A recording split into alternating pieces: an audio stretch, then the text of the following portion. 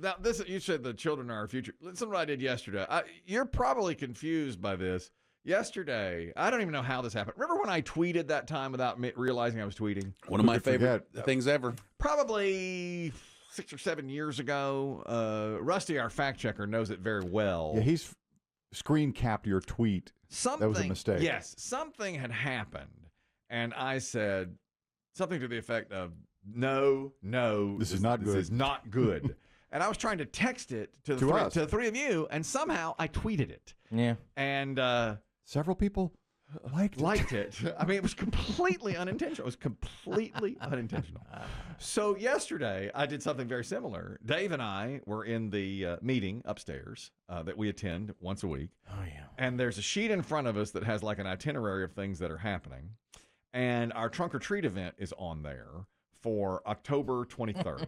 So trunk or treat is this great thing that we came up with about 3 years ago that I said would be a failure. And I said, don't ever include me in this. It's going to be a failure. It turned out to be probably the biggest success any station has ever had, period. In its first year. 5,000 kids came out for trunk or treat with their parents, and it was absolutely magical. And I had said, this is going to be me, you, and Chris Demm standing around with our thumb up our butt. With a mountain of candy. But what has happened is now we're into like year 4.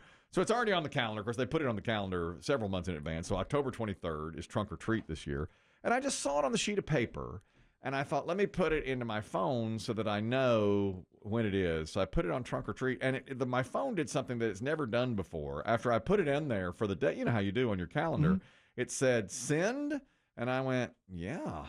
And 8 phones went bring, bring, bring at the table. And they were like, who's sending us a message? What's going on? And then somebody sat up and said, why did you ask us to be invited to trunk or treat? To trunk or treat. You did invite me. Yes. You invited me as well. I know. And Invited everybody. the guy at the table said, yeah, there's 20 people on this. You just invited 20 people to trunk or treat. Yeah. And I was like, what? And then I started getting all these emails. I accept from y'all. I didn't know what else to do, so I clicked yes. You click yes. I don't know how that happened. I have no idea. None of us want to click yes. Of course, but we had to. Of course, I had no idea how that happened. That I invited you instead of just putting it in my calendar. I wondered because the invite came from you. Exactly. Yeah. So I thought maybe maybe he was just told, hey, forward this on so they know. No, I was doing this while they were talking about something else that had pertained nothing to us. Yeah. So everyone in your contacts got it? Yeah, every's been invited to trunk or treat. So I've gotten Your pickle pals? Yeah, all my pickle pals are like, "What's trunk or treat?" And what's this? Can we play there? Can I bring my paddle? Let's go. Where's the court? I already clicked yes. Yeah. And so now It's so un-Chris Kelly because it's so considerate. Thanks for inviting me. Like what? That's nice. I don't even know what I was doing. This is how the world works for me. The technology of the world. And the guy in charge at the front of the table said, "You just invited 3,000 people to trunk or treat." You're welcome. That's good marketing. That's how you do it. I think you should start buying candy now. So I've gotten thousands of emails saying I'm in for trunk or treat. Ian, who are you? What? Who are you? Exactly. I don't even know. I don't have kids. I don't know what this is. They don't even know what this is. And the same thing happened the other day. Remember I told you I was at Sam's Club. And by the way, in a Demm report this hour, chaos at a Sam's Club, even more so. What'd you do this time? Well, I was sitting there at Sam's Club, and remember I had to sit for about an hour and with my daughter in the car, and I really wasn't supposed to go inside Sam's Club. We were waiting on the food to come out to us, the items to come out to us, but their app was so shoddy, and I got such terrible customer service. I've basically sworn off Sam's Club. That's it for me. That's unacceptable. It was unacceptable. But while we were sitting there killing the time, my daughter started scrolling through my phone, and she went to my Instagram, and she said, "You've got hundreds of people asking you to follow them, and these are like 5-year-old requests for you to follow them." And I was like, all right. And she goes, "Don't you know this person?" She pointed to our friend Drew. She's like, "Don't you know him?" I was like, "Yeah." And she goes, "You want to follow him?" I said, "Whatever." So she started clicking follow. So now, like 10 people have said, "Your Instagram got hacked. You're following me." No, it's not a hack. I know. I requested this 5 years ago. I know. And they're like, "I requested you follow me 5 years ago." And I said, "Yeah, I just got around to it." So my daughter clicked on several of them. And so now I can't tell you how many people have said, I think you got hacked, man. You're following me on Instagram. I said, no, I'm It's legit. I'm Now you're doing going to get all their that. posts. Yeah, I guess I am. I don't even know how that works. But I was like, okay, yeah, I'm following you. I'll do it. Okay. Did your daughter go through all of her phones so much that she had to have another phone? Yep. They were there an hour. Yeah. She was the end of her phone. And then She was at the end. Reached the end of the internet. All right. So she's like, give me your phone. Give me some entertainment. And so she got on my Instagram and she's like, you know this person, don't you? I said, yeah. She goes, well, then go ahead and follow him. And she clicked it. And I was like, I guess this will happen. Oh, yeah, because you get a notification. It says, like, yeah. so-and-so's now following you, and you're right after 5 years. It's Yeah, like, I keep getting calls What now. is this? You got hacked. You're following me on Instagram, and I had to say, oh no, that was my daughter that did that. It's like the I think we've talked about this before. Those virtual reality games are now, and doctors are warning, they're causing more and more real life injuries because people are playing near staircases, and you know what I'm talking about. Where with the goggles? The goggles on. Oh, yeah. And at least one doctor has said they're very clear about this. Play in a wide open space because it's so realistic. People are punching walls and that kind of thing. This is the doctor. This is a TikTok doc who was saying this. While playing a VR game, they didn't see the wall was there in front of them. They were, lashing out at something. They hit the wall with their hand and broke one of the bones in their hand. They also saw a large number of injuries to the face, and those were not just the participants themselves, but injuries to other people. I mean, I give them very specific tips. Stay away from stairs, stay away from balconies, stay away from the windows. There are two doctors talking about what you should do when you're playing the virtual reality game. Took a doctor Yeah. to figure that out. I have heard about people like punching their TV and stuff. Well, yeah, they're the funny videos. Mm-hmm, yeah. Oh, yeah, there are a ton of them. oh, yeah. Accidentally doing this.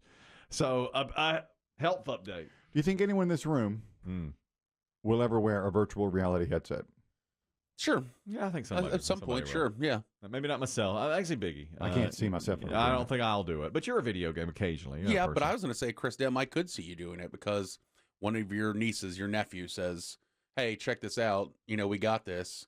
And I could totally see it. Yeah, I can see that, putting it on the old man. Yeah. And see. Yeah, that's the fun and watching him 100% flail around the room. See how you react to it. Yeah. That's where your injuries come in. Exactly. That's I'll fall. You'll fall off you'll hit an ottoman or something, and all of a sudden your shin is cracked and so forth. The other, I guess this would be considered a health report.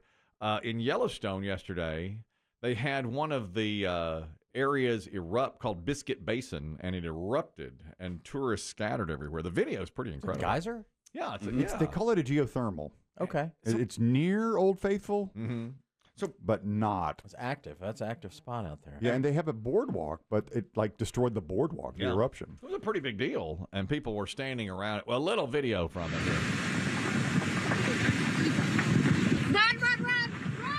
Run!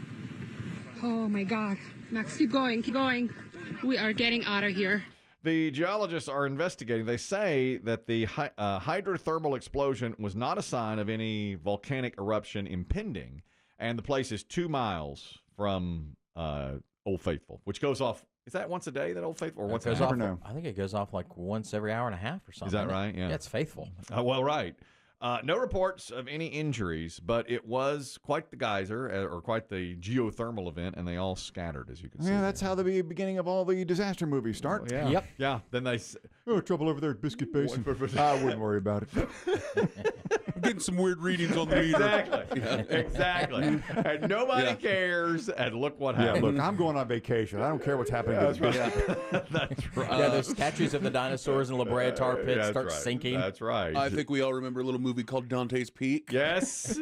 Yes. Nobody listened to Pierce Brosnan, did they? And that's exactly ever has. That's exactly what happened. You know what's an awful movie? Is that one with Tommy Lee Jones in L.A. Volcano. Oh, my Volcano. God, that's bad. Yeah. One of And the what's worst. her name? Yeah. They wind up like standing in the La Brea tar pits. Yeah, as it yeah, says. Yeah, and there's people out there burning from the volcanic ash That's coming out, and the firefighters keep putting out the buildings. That's correct. That's correct.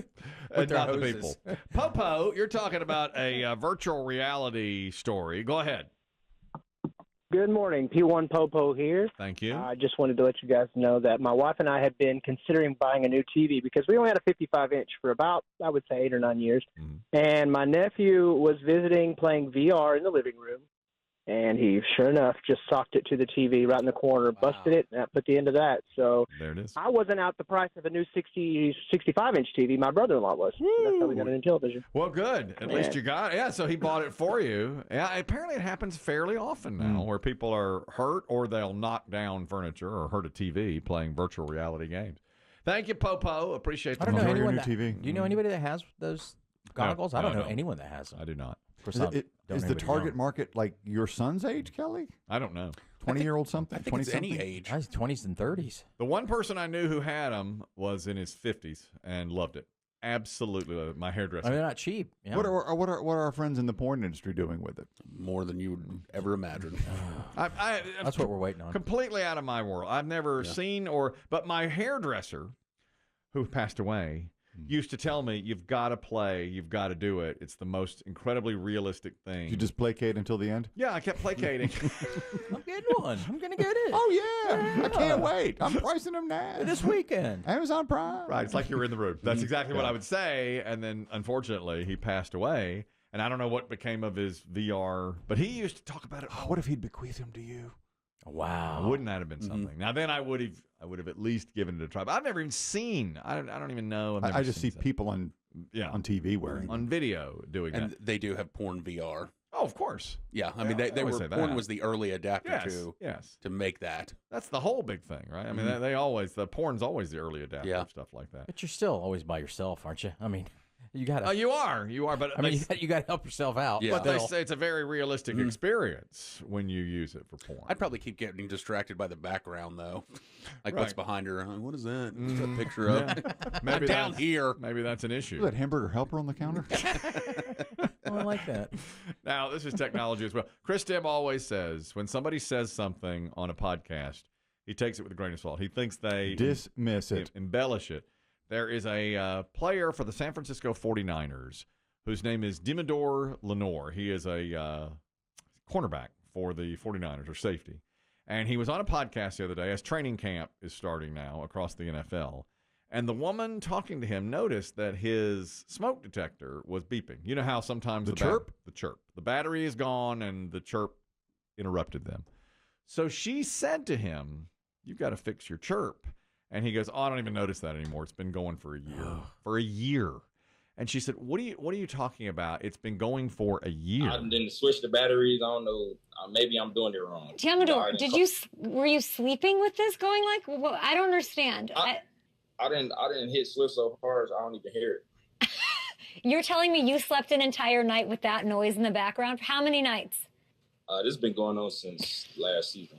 It's been good luck, so I just let it go. Like I've been playing good so far the whole season. I just, I'm kind of superstitious. Are you joking? No, I'm serious. Where are you right now? Like where? Santa Clara. You're in Santa Clara, and you're there often, and you're telling me that you haven't changed the battery in your smoke detector in over a year? Yes. And you don't even hear that? Like, I don't even hear it no more. And it's because you're superstitious. Superstitious. Diameter, this is the crazy. I've done a lot of crazy things. I've heard a lot. This is the craziest thing I've ever heard. I literally want to scratch my skin off because I keep hearing this noise, and you don't even hear it. You heard it a few times there when he was talking to Tamador. You've got to change that. I thought most Americans just pull it out of the. Oh, you have to. Unless it's bolted in. Sometimes they're wired. Yeah. No matter what, it's so annoying. You've got to do something about it. I mean, we've all checked them. You check the wrong one. You go to room. You finally get it. Still chirping. Yeah. That is. And it's always in the middle of the night. Yeah, yes, and he has lived with that for a year, more than a year. Plus, is he there just game weeks, maybe, or he spent most of his time there? I mean, he's in the off season now, and I mean it's where he lives when he's not. Is that a home or an apartment? It's got to be a home. Seemed like a home, yeah. And he said that this is where he spends most of his time. I'm sure he's on the road some, but he let that go for over a year. I cannot imagine that.